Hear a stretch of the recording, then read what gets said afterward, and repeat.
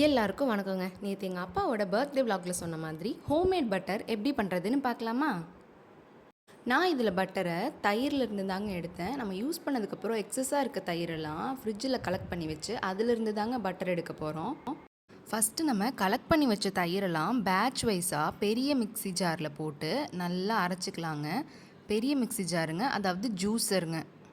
Juicer ஜாரில் ஒரு 50-60 counts எண்ணிக்கிட்டே நல்லா அரைக்கணுங்க. ஒவ்வொரு பேட்சையும் 50-60 கவுண்ட்ஸ் அரைக்கணுங்க.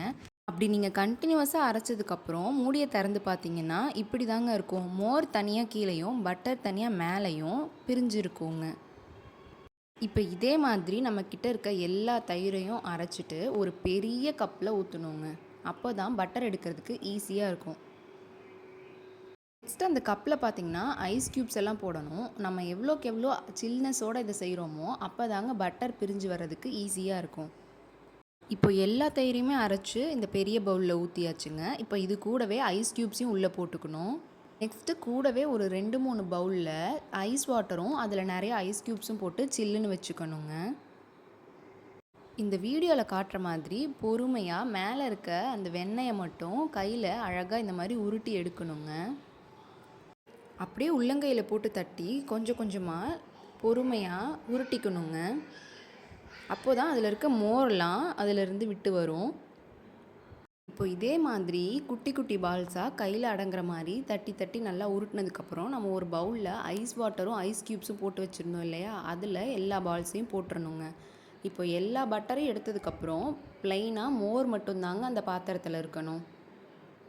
ஓரங்களில் இருக்கிறதையும் நல்லா கம்ப்ளீட்டாக எடுத்து உருட்டி இந்த மாதிரி பவுலில் போட்டுடலாங்க. இப்போது இந்த பவுலில் இருக்க இந்த பால்ஸ் எல்லாம் எடுத்து இன்னொரு பவுலில் மாற்றணுங்க. அதுக்கு முன்னாடி இந்த மாதிரி கொஞ்சம் கொஞ்சமாக ப்ரெஸ் பண்ணோம்னா அதில் கொஞ்சம் கொஞ்சமாக ஒட்டிகிட்டு இருக்க மோரும் கம்ப்ளீட்டாக போயிடுங்க. இதே மாதிரி ஐஸ் வாட்டரில் ஐஸ் க்யூப்ஸ் போட்டு ஒரு 2-3 கப்பில் வச்சுருக்கணுங்க. அதில் மாற்றி மாற்றி இந்த மாதிரி வாஷ் பண்ணும்போது அதில் இருக்க மோர்லாம் கம்ப்ளீட்டாக அந்த பட்டரை விட்டு போயிடுங்க. அப்போ உங்களுக்கு கொஞ்சம் கூட மோர் ஸ்மெல்லே இருக்காது. ஒரு ஃப்ரெஷ்ஷான பட்டர் தாங்க உங்களுக்கு கிடைக்கும். அப்படி நீங்கள் ஒழுங்காக வாஷ் பண்ணலன்னா உங்களுக்கு அந்த மோர் ஸ்மெல் அடிக்கும். நீங்கள் அதிலேருந்து என்ன சமைச்சாலுமே அந்த ஸ்மெல் வந்து உங்களுக்கு அடிச்சிட்டே தாங்க இருக்கும்.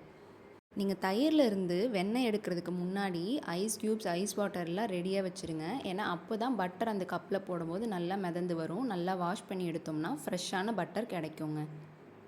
இதுக்கப்புறம் இந்த ஃப்ரெஷ்ஷான பட்டர் பால்ஸ் எல்லாம் எடுத்து டைட்டான ஒரு பாக்ஸில் போட்டு க்ளோஸ் பண்ணி வச்சிடலாங்க. இல்லை இந்த மாதிரி டிஃபன் பாக்ஸில் போட்டு க்ளோஸ் பண்ணி ஃப்ரிட்ஜில் வச்சிடலாங்க. நமக்கு எப்போ தேவையோ அப்போ எடுத்து யூஸ் பண்ணிக்கலாங்க. இந்த மாதிரி டெய்லி ஒரு வீடியோ பார்க்கணுன்னா மறக்காமல் நம்ம சேனலை சப்ஸ்கிரைப் பண்ணி வச்சுக்கோங்க. தேங்க்ஸ் ஃபார் வாட்சிங்.